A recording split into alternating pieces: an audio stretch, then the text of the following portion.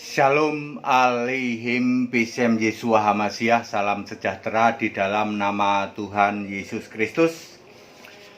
Bersama saya Pendeta Henry Tandianta BBS. Kali ini kita akan membahas sebuah tema. Begini ya judulnya ya.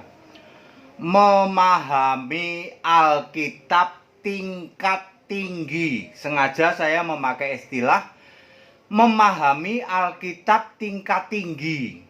Berarti ada dong Alkitab memahami tingkat rendah? Ada. Yaitu mereka-mereka yang belajar teologi. Teologi itu bukan Alkitab, tetapi tafsir Alkitab. Kalau di saudara-saudara kita umat muslim disebut buku kuning, ya. Jadi teologi itu tafsir Alkitab, bukan Alkitab, ya. Kalau di luar Kristen disebut buku kuning, ya. Anda pernah dengar buku kuning, ya? Jadi saudara-saudara, mereka-mereka yang belajar teologi disebut sarjana teologi, disebut doktor teologi. Itu sarjana tafsir Alkitab, doktor tafsir Alkitab, memahami Alkitab tingkat rendah. Saya mengajak Bapak Ibu Saudara memahami Alkitab tingkat tinggi, yaitu hanya belajar Alkitab tok, titik, tidak pakai buku-buku lain, tidak pakai teologi. Teologi sering diplesetkan jadi tolologi, ya, karena begitu rendahnya pengajaran teologi, tafsir Alkitab, ya. Saudara-saudara, Lukas 24 ayat 45. Yang membuka pikiran bisa mengerti kitab suci hanya Yesus. Sekali lagi, hanya Yesus yang bisa membuka pikiran mengerti kitab suci. 2 Timotius 3 ayat 16, kitab suci itu segala tulisan yang diilhamkan Allah. Siapakah Allah yang mengilhamkan kitab suci? Hanya Yesus, ya. Yesus adalah Allah yang mengilhamkan penulisan kitab suci, baik waktu perjanjian lama maupun perjanjian baru. Jadi, supaya bisa memahami Alkitab tingkat tinggi, maka mutlak harus dibuka pikiran mengerti kitab suci oleh Yesus sendiri. Tidak belajar dari tafsir Alkitab yang hanya mengandalkan otak manusia, mendirikan kebenaran sendiri. Roma 10 ayat 3, tidak mau takluk kepada kebenaran Allah. Mari kita lihat betapa ya rendahnya teologi. Makanya sering diplesetkan tolologi. Betapa rendahnya yang memahami teologi, tafsir Alkitab. Yohanes 16 ayat 25.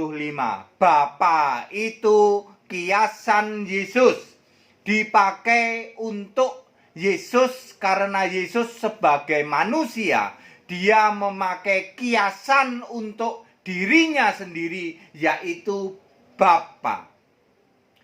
Orang yang belajar Alkitab dibuka pikirannya akan ngerti, oh, Bapa itu kiasan Yesus. Ya, tidak harus Yesus naik panggung pakai toa. Halo, saudara-saudara. Yohanes 16 ayat 25 artinya Bapa itu kiasanku, ya. Hanya orang-orang yang belajar teologi yang menuntut seperti itu. Mana ayat Alkitab Yesus pakai toa? Saudara-saudara, Yohanes 16 ayat 25 artinya Bapa itu kiasan. Perlu hikmat yang dibuka oleh Yesus. Yohanes 16 ayat 25. Kalau Anda dibuka hikmatmu, Anda akan ngerti, oh Bapa itu kiasan Yesus. Beda dengan Bapa kekal era zaman perjanjian lama di dalam Yesaya 63 ayat 13 maupun Yesaya 9 ayat 5. Bapa yang kekal itu Yesus, Alfa Omega. Ini bicara Bapa kiasan ketika Yesus menjadi manusia. Ya, dipakai oleh Yesus untuk kiasan dirinya sendiri sebagai roh di surga. Tidak mungkin Yesus ngomong, doa kepadaku, sembahlah aku. Walaupun sebenarnya yang disuruh Yesus sebenarnya doa Bapa kami juga doa untuk Yesus. Ya. Yohanes 10 ayat 30, aku dan Bapa adalah satu. Bagaimana mungkin aku yang fisik dengan Bapa yang roh kok satu? Anda yang belajar teologi tingkat rendah akan mengatakan satu kesatuan, Pak. Yang belajar tingkat tinggi akan dibuka. Itu artinya Bapa itu kiasanku, kiasan Yesus. Aku dan Bapa adalah satu. Tidak mungkin aku yang fisik dengan Bapa yang roh kok satu. Berarti itu kiasanku. Yohanes 14 ayat 7, ayat 9, ayat 10, ayat 11. Siapa kenal aku, kenal Bapa. Siapa lihat aku, lihat Bapa. Aku dan Bapa adalah satu. Aku di dalam Bapa, Bapa di dalam aku keluar dari Bapa, ya. Itu artinya Bapa itu kiasan Yesus. Yohanes 5 ayat 37, Bapa tidak pernah memperdengarkan suaranya, rupanya pun tidak pernah kamu lihat, sebab Bapa ini Bapa kiasan, beda dengan Bapa kekal zaman Tuhan huruf besar semua. Itu adalah nama sebutan untuk Yesus, ya. Ya, Musa pernah ketemu punggungnya Tuhan, pernah lihat punggung tapi nggak lihat wajah. Di dalam Keluaran 33 ayat 20 sampai berapa ya? Mungkin sampai 30-an begitu. Anda baca itu ya, 20 kan kalau lihat Allah mati kamu. Lo ayat 21, 22, 23 mungkin sampai 23, 24 gitu. Musa lihat punggungnya Tuhan, tapi nggak lihat wajah. Kalau lihat wajah mati, ya. Ya saudara, jadi Bapa yang kekal itu Yesus, ya. Tetapi Bapa kiasan Yohanes 16 ayat 25 temporere, hanya dipakai oleh Yesus selama Yesus menjadi manusia dalam pelayanan kurang lebih 3,5 sampai 4 tahun. Setelah itu finish, ya. Mana buktinya? Yang kedua, Yohanes 16 ayat 26. Yesus ngomong, Yohanes 16 ayat 26, pada hari itu kamu akan doa dalam namaku,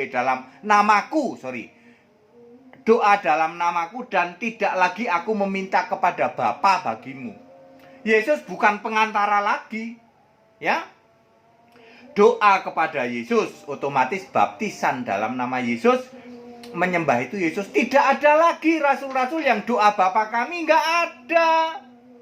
Anda yang belajar teologi rendah, tololologi, Anda akan mengatakan doa Bapa kami sampai hari ini Anda ngotot doa Bapa kami. Padahal rasul-rasul kagak ada yang doa Bapa kami. Ya, Anda masih nyembah Bapa, rasul-rasul kagak ada yang nyembah Bapa. Rasul-rasul Anda masih baptisan Bapa, Anak, Roh Kudus. Rasul-rasul kagak ada yang baptisan Bapa, Anak, Roh Kudus. Rasul-rasul baptisannya dalam nama Yesus. Kisah 10 ayat 48, ya. Pak, masih ada Pak rasul-rasul yang nyembah Bapa. Kalau Anda ketemu kasih karunia dari Allah Bapa Tuhan kita Yesus Kristus, saudara, kalau tulisan Paulus Anda harus kembali ke Efesus 1 ayat 17. Bapa yang dimaksud adalah Bapa yang mulia Yesus Kristus. Harus kembali ke Roma 15 ayat 6. Allah Tuhan, Allah Bapa Tuhan Yesus Kristus, ya. Kalau Petrus, kembali ke 1 Petrus 1 ayat 3. Kalau Anda bingung, Pak ada nih Pak kasih karunia dari Allah Bapa, ya, kembali ke 1 Petrus 1 ayat 3, ya. Allah Bapa Tuhan kita Yesus Kristus. Atau kembali ke 2 Petrus 3 ayat 18. Segala hormat, pujian, kemuliaan selama-lamanya untuk Yesus. Kalau Yohanes 1 Yohanes 5 ayat 20, Yesus Allah yang benar dan hidup yang kekal. Wahyu 21 ayat 7, Yesus berkata, aku ini Allah. Kalau Yudas ya Yudas 1 ayat 25 ya. Oke, kemudian nomor 3, Wahyu 4 ayat 2, siapa yang duduk di tata surga ya. Anda yang belajar teologi tingkat rendah akan mengatakan itu Bapa. Ya, Anda yang belajar Alkitab tingkat tinggi, Anda akan tahu itu Yesus. Sebab clue-nya ada di ayat 1 yang suaranya telah aku dengar. Di ayat 8, yaitu Alfa Omega, Tuhan Allah yang Maha Kuasa. Itu Yesus. Ada di ayat 11, pencipta segala sesuatu. Kolose 1 ayat 16. Yohanes 1 ayat 3, itu Yesus. Jadi siapa yang duduk di tata surga? 100% Yesus, bukan Bapa. Kalau Anda belajar teologi tafsir Alkitab tingkat rendah, Anda akan mengatakan ini yang duduk di tata surga Bapa. Ngawur, belajarnya tingkat rendah. Mari belajar Alkitab tingkat tinggi. Dibuka pikiran, punya link. Itu bedanya ya. Ya, Wahyu 5 ayat 6 dan ayat 7. Anak domba menerima gulungan kitab dari Dia yang duduk di tahta Allah. Siapa Dia yang duduk di tahta Allah? Yesus. Di Wahyu 4 ayat 2 diperkuat ayat 8, diperkuat ayat 11. Siapa anak domba? Yesus. Kalau begitu, anak domba ini Yesus menerima gulungan kitab dari Tuhan Allah juga Yesus juga. Betul. Karena Allah itu roh. Anda yang belajar teologi, tolologi tingkat rendah, Anda akan mengatakan Allah itu pribadi. Ada dua pribadi. Pribadi Tuhan Allah yang duduk di tahta surga, beda dengan pribadi anak domba. Makanya itu pelajaran teologi tingkat rendah. Kita harus belajar Alkitab tingkat tinggi. Bahwa Yesus, Tuhan Allah di surga, duduk di tahta surga, memberikan gulungan kitab kepada Yesus anak domba. Kok bisa Pak? Kan Allah itu roh. Iya ya, bukan pribadi, bukan. Yang mengatakan Allah pribadi itu belajar teologi tingkat rendah. Tolologi. Ya. Dibuktikan Wahyu 5 ayat 13, segala pujian, hormat, kemuliaan untuk Tuhan Allah yang duduk di tahta maupun untuk anak domba. Sama ya. Tidak ada Bapa di surga. Wahyu 3 ayat 21. Aku akan duduk bersama-sama dengan Bapakku di tahtanya. Nggak taunya Bapakku di tahtanya adalah Yesus sendiri di dalam Wahyu 4 ayat 2. Jadi Yesus ngomong, aku mau duduk bersama-sama Bapakku di tahtanya. Maksudnya Bapakku di tahtanya ya aku sendiri, ya Yesus sendiri. Tidak ada Bapa di tata surga. Ya.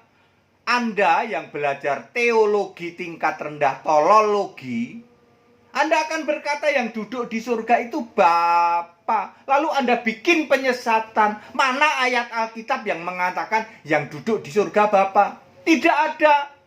Ya, Anda cuma penipu. Ya, tidak bisa menunjukkan ayat Alkitab ada Bapa di surga. Tapi mengajar ke jemaatmu, ya, ke gerejamu, sembahlah Bapa. Ya. Anda penipu, ya, karena Anda belajar teologi tingkat rendah, tolologi.